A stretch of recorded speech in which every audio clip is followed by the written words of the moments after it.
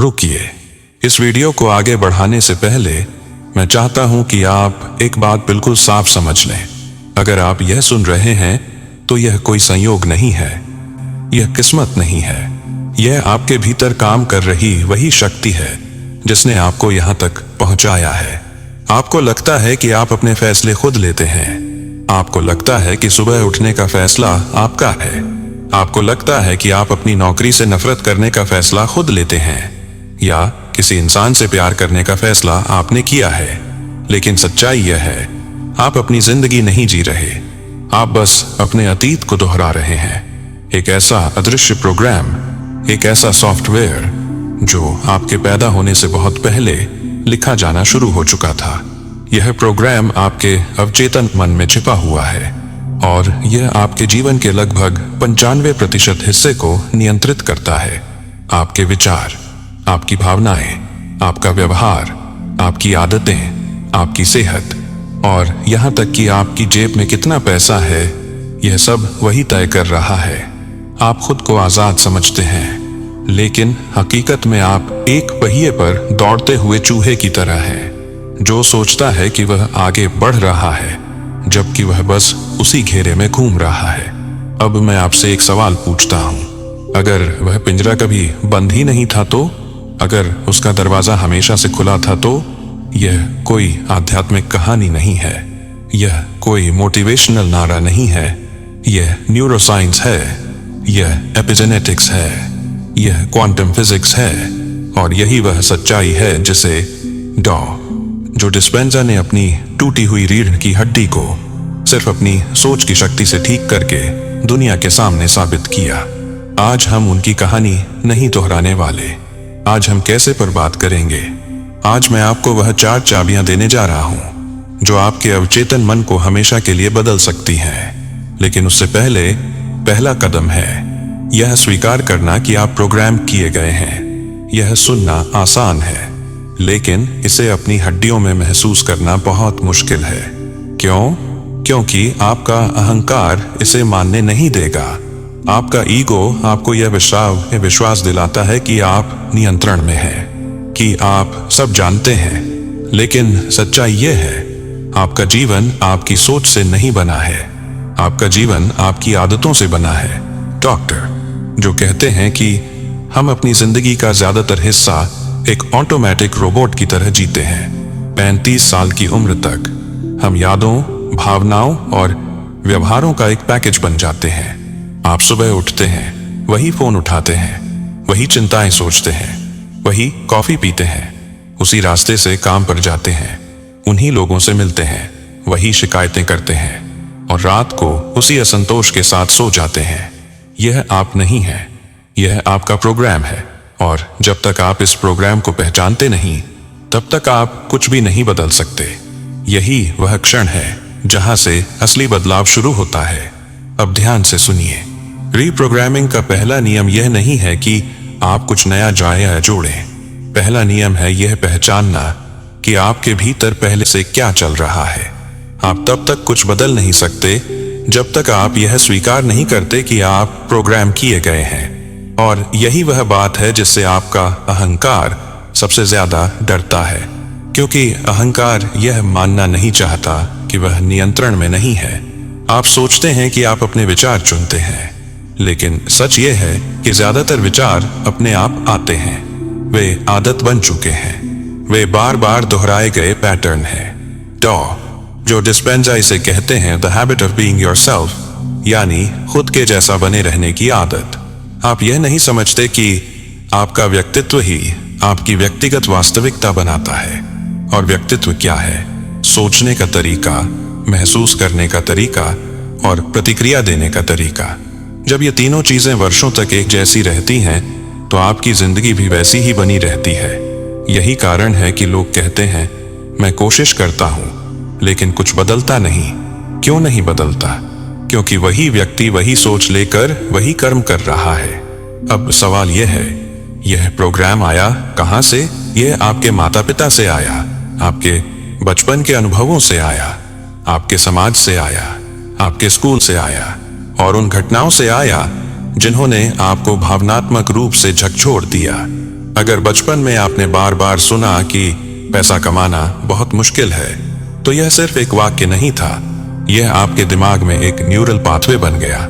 अब आप बड़े हो गए हैं, आप मेहनत करते हैं, आप काबिल हैं, लेकिन जैसे ही पैसा आपके पास आता है, आपका अवचेतन मन उसे आपसे दूर धकेल देता है। क्यों? क्योंकि उसका मूल प्रोग्राम है, पैसा मुश्किल है, पैसा सुरक्षित नहीं है।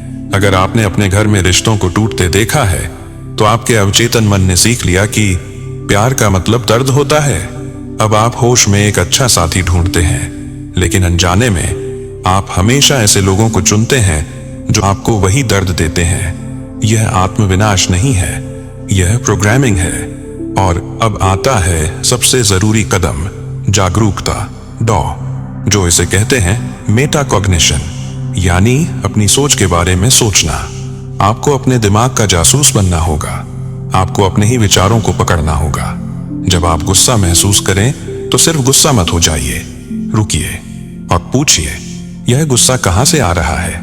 क्या यह सच में इस पल का है, या यह किसी पुराने घाव की प्रतिक्रिया है? जब आप खुद से कहते हैं मैं काफी अच्छा नहीं हूं, तो रुकिए और पूछिए, यह आवाज किसकी है? मैंने यह पहली बार कब सुनी थी? जैसे ही आप सवाल पूछते हैं, आप प्रोग्राम से बाहर निकलना शुरू करते हैं।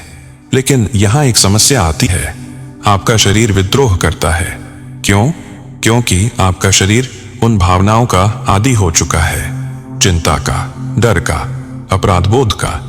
आपका शरीर उन केमिकल्स का आदी है। जैसे ही आप कहते हैं मैं आज चिंता नहीं करूंगा, आपका शरीर कहता है मुझे मेरा केमिकल वापस दो। और ज्यादातर लोग यही हार मान लेते हैं।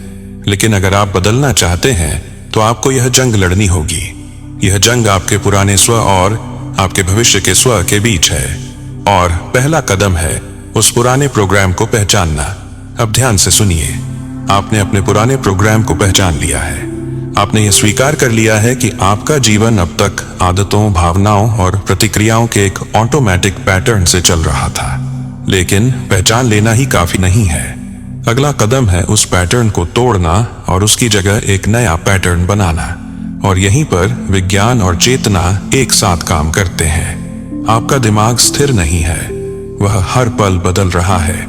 हर बार जब आप कोई विचार दोहराते हैं, हर बार जब आप किसी भावना को महसूस करते हैं, तो आपके दिमाग में कुछ न्यूरॉन्स एक साथ सक्रिय होते हैं। और जो न्यूरॉन्स बार बार एक साथ सक्रिय होते हैं, वे आपस में जुड़ जाते हैं।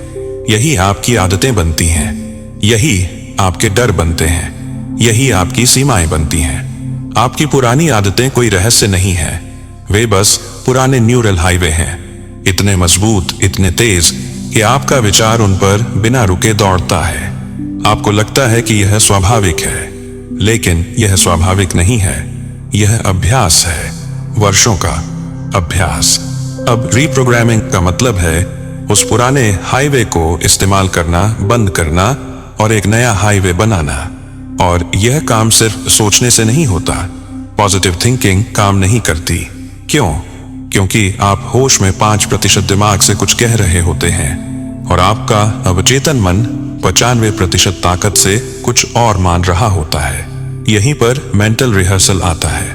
मेंटल रिहर्सल का मतलब है अनुभव करना। आपका दिमाग एक वास्तविक अनुभव और एक बहुत स्पष्ट रूप से कल्पना किए गए अनुभव के बीच फर्क नहीं कर पाता। अगर आप किसी दृश्य को पूरी शिद्दत से जीते हैं, तो आपका दिमाग उसी तरह प्रतिक्रिया करता है जैसे वह सच में हो रहा हो। अब मान लीजिए आप एक आत्मविश्वासी इंसान बनना चाहते हैं। आप सिर्फ यह नहीं कहते कि मैं आत्मविश्वासी हूं। आप उस दृश्य में जाते हैं, आप खुद को उस कमरे में देखते हैं, आप अपने शरीर की मुद्रा देखते हैं, आप अपनी आवाज सुनते हैं, आप महसूस करते हैं कि आपका दिल शांत है, आपकी सांसें स्थिर हैं। आप उन लोगों के चेहरे देखते हैं जो आपकी बात ध्यान से सुन रहे हैं। आप उस शांति और शक्ति को महसूस करते हैं जो आत्मविश्वास के साथ आती है। जैसे ही आप ऐसा करते हैं, आपका दिमाग नए न्यूरॉन्स को सक्रिय करना शुरू कर देता है। वह नए कनेक्शन बना रहा होता है। आप अपने दिमाग की वायरिंग बदल रहे होते हैं। आप अपने भविष्य की यादें बना रहे होते हैं। और जितनी बार आप यह अभ्यास दोहराते हैं, उतना ही यह नया पैटर्न मजबूत होता जाता है। लेकिन यहाँ एक सच्चाई है, जैसे ही आप आंखें बंद करते हैं, आपका पुराना प्रोग्राम विरोध करता है। आपका शरीर कहता है कि यह सुरक्षित नहीं है, यह डर भेजता है, यह चिंता भेजता है, यह ध्यान भटकाने की कोशिश करता है। और यहीं पर ज्यादातर लोग रुक जाते हैं। वे सोचते हैं कि यह काम नहीं कर रहा, लेकिन यही वह क्षण है जहां काम शुरू होता है।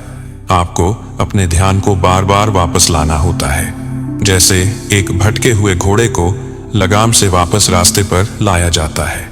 हर बार जब आप ध्यान वापस लाते हैं, आप अपने दिमाग को प्रशिक्षित कर रहे होते हैं। आप उसे सिखा रहे होते हैं कि अब कौन मालिक है।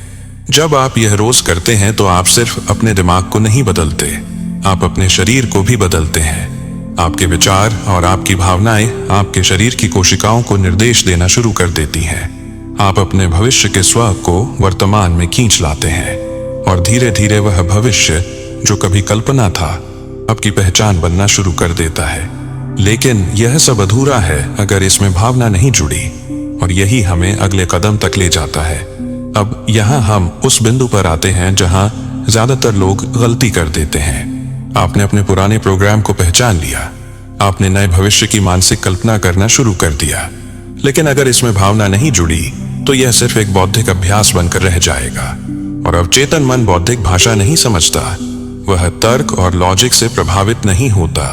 अवचेतन मन सिर्फ एक ही भाषा समझता है, और वह है भावना। भावना ऊर्जा है, और ऊर्जा गति में हो तो उसे इमोशन कहते हैं। आप दिन भर सोच सकते हैं कि आप अमीर हैं, सफल हैं, स्वस्थ हैं, लेकिन अगर भीतर से आप कमी, डर या असुरक्षा महसूस कर रहे हैं, तो आप जो संकेत भेज रहे हैं वह वही है। और जीवन हमेशा उसी संकेत का उत्तर देता है जो सबसे ज्यादा सच्चा होता है। यही कारण है कि बहुत से लोग कहते हैं कि उन्होंने सब कुछ आजमा लिया, लेकिन कुछ बदला नहीं। उन्होंने सही बातें सोची, सही किताबें पढ़ी, सही वाक्य दोहराए, लेकिन वे कभी महसूस नहीं कर पाए। और बिना महसूस किए कोई भी परिवर्तन स्थायी नहीं होता। जब आप मेंटल रिहर्सल करते हैं तो आपको सिर्फ दृश्य नहीं बनाने हैं, आपको उस भविष्य की भावना को अपने शरीर में उतारना है। अगर आप आत्मविश्वास चाहते हैं तो आपको उस आत्मविश्वास से आने वाली स्थिरता, शांति और शक्ति को महसूस करना हो सकना होगा। अगर आप स्वास्थ्य चाहते हैं तो आपको उस ऊर्जा, उस हल्केपन और उस जीवंतता को अपनी हर कोशिका में महसूस करना हो कतस्य होगा। अगर आप समृद्धि चाहते हैं तो आपको उस स्वतंत्रता, उस सुरक्षा और उस उदारता को महसूस करना होगा जो समृद्धि के साथ आती है। यहीं पर वास्तविक परिवर्तन शुरू होता है, क्योंकि आपका शरीर आपके शब्दों पर नहीं, आपकी भावनाओं पर प्रतिक्रिया करता है। आपकी भावनाएं आपके शरीर के केमिकल्स को बदलती हैं, और जब शरीर बदलता है तो आपकी पहचान बदलने लगती है। जब आप बार बार उस भविष्य की भावना को वर्तमान में महसूस करते हैं तो आप समय की सीमा को तोड़ देते हैं। आपका शरीर यह मानने लगता है कि वह घटना पहले ही घट चुकी है। वह अब अतीत के डर में नहीं जी रहा, वह भविष्य की संभावना में जी रहा है। और जब शरीर और दिमाग एक ही दिशा में आ जाते हैं तो आप एक चुंबक बन जाते हैं। लोग इसे किस्मत कहते हैं, लेकिन यह किस्मत नहीं है, यह संरेखण है। आपकी सोच, आपकी भावना और आपकी पहचान एक ही दिशा में चलने लगती है, और जीवन के पास उस आंतरिक अवस्था को प्रतिबिंबित करने के अलावा कोई विकल्प नहीं बचता। इस चरण में एक और बात बहुत जरूरी है। आपको प्रयास करने की अवस्था से बाहर आना होता है, क्योंकि प्रयास में यह मान्यता छिपी होती है कि आपके पास वह चीज अभी नहीं है, और अवचेतन मन उसी मान्यता को पकड़ लेता है। आपको उस अवस्था में आना होता है जहां आप बनने की कोशिश नहीं कर रहे, बल्कि होना शुरू कर रहे हैं। जब आप उस भावना में टिके रहते हैं तो धीरे धीरे आपकी प्रतिक्रियाएं बदलने लगती हैं। वही परिस्थितियां अब आपको उतना प्रभावित नहीं करती, वही लोग अब आपकी ऊर्जा को हिला नहीं पाते, क्योंकि आप भीतर से बदल चुके होते हैं। और यही संकेत है कि रीप्रोग्रामिंग काम कर रही है। लेकिन अभी एक अंतिम कदम बाकी है, और यह सबसे कठिन भी है, क्योंकि इसमें आपको नियंत्रण छोड़ना पड़ता है। यही वह जगह है जहां अधिकतर लोग अटक जाते हैं। अब हम उस अंतिम कदम पर आते हैं जिसे लोग सबसे ज्यादा गलत समझते हैं। यह कदम है समर्पण। और मैं आपको साफ साफ बताना चाहता हूं, समर्पण का मतलब हार मानना नहीं होता। समर्पण का मतलब है भरोसा करना। यह स्वीकार करना कि एक ऐसी बुद्धि है जो आपसे कहीं ज्यादा जानती है, और वही बुद्धि आपके जीवन को पहले से ही चला रही है। जरा सोचिए, वही शक्ति आपके दिल को धड़का रही है, वही आपके भोजन को पचा रही है, वही अरबों कोशिकाओं को हर सेकंड एक साथ काम करवा रही है। क्या आपको सच में लगता है कि उसे यह नहीं पता कि आपके जीवन को कैसे ठीक करना है? इससे है समस्या यह नहीं है कि समाधान मौजूद नहीं है। समस्या यह है कि हम हर समय नियंत्रण अपने हाथ में रखना चाहते हैं। जब आप बार बार यह सोचते हैं कि यह कैसे होगा, पैसा कहां से आएगा, मौका कब मिलेगा, वह व्यक्ति कैसे मिलेगा, तभी आप वापस अपने सीमित विश्लेषणात्मक दिमाग में लौट जाते हैं। आप फिर उसी 5% चेतना में फंस जाते हैं जो सब कुछ नियंत्रित करना चाहती है। और जैसे ही आप ऐसा करते हैं, आप उस उच्च बुद्धि पर अविश्वास कर देते हैं। आपका काम कैसे तय करना नहीं है, आपका काम सिर्फ क्या स्पष्ट रखना है। आपका काम उस भविष्य की छवि को साफ रखना है और उस भविष्य की ऊर्जा को महसूस करते रहना है। कैसे का काम उस क्षेत्र का है जिसे आप यूनिवर्स कह सकते हैं, अवचेतन मन कह सकते हैं या ईश्वर कह सकते हैं। नाम से फर्क नहीं पड़ता, नियम एक ही है। समर्पण का सबसे शक्तिशाली रूप है आभार। लेकिन यहाँ एक फर्क समझना बहुत जरूरी है। वह आभार जो कुछ मिलने के बाद आता है वह साधारण है, वह लेन देन है। असली आभार वह है जो कुछ मिलने से पहले महसूस किया जाता है। जब आप उस चीज के लिए धन्यवाद देते हैं जो अभी आपकी जिंदगी में आई भी नहीं है, लेकिन आप जानते हैं कि वह रास्ते में है। जब आप सुबह उठते हैं और उस भविष्य के लिए आभार महसूस करते हैं जैसे वह पहले ही हो चुका हो, तब आप उस प्रक्रिया को सील कर देते हैं। आप ब्रह्मांड को यह संकेत भेजते हैं कि अब कोई कमी नहीं है, अब कोई इंतजार नहीं है, अब सिर्फ पूर्णता है। जो कहते हैं कि आभार प्राप्त करने की अंतिम अवस्था है, क्योंकि जिस क्षण आप आभार महसूस करते हैं उसी क्षण आप अलगाव से बाहर आ जाते हैं। डर, चिंता और शक तभी पैदा होते हैं जब आप खुद को उस चीज से अलग मानते हैं जो आप चाहते हैं। आभार उस दूरी को खत्म कर देता है। यही वह बिंदु है जहां आप कोशिश करना बंद करते हैं और होना शुरू करते हैं। आप अमीर बनने की कोशिश नहीं कर रहे होते, आप अमीर होने की अवस्था में जी रहे होते हैं। आप स्वस्थ होने की कोशिश नहीं कर रहे होते, आप स्वस्थ होने की चेतना में जी रहे होते हैं। और जब आपकी आंतरिक अवस्था बदल जाती है तो बाहरी दुनिया के पास उसे प्रतिबिंबित करने के अलावा कोई विकल्प नहीं बचता। नेविल गॉडार्ड ने कहा था, मान लो कि तुम्हारी इच्छा पूरी हो चुकी है और उसी अवस्था से जीना शुरू कर दो। यही असली रहस्य है।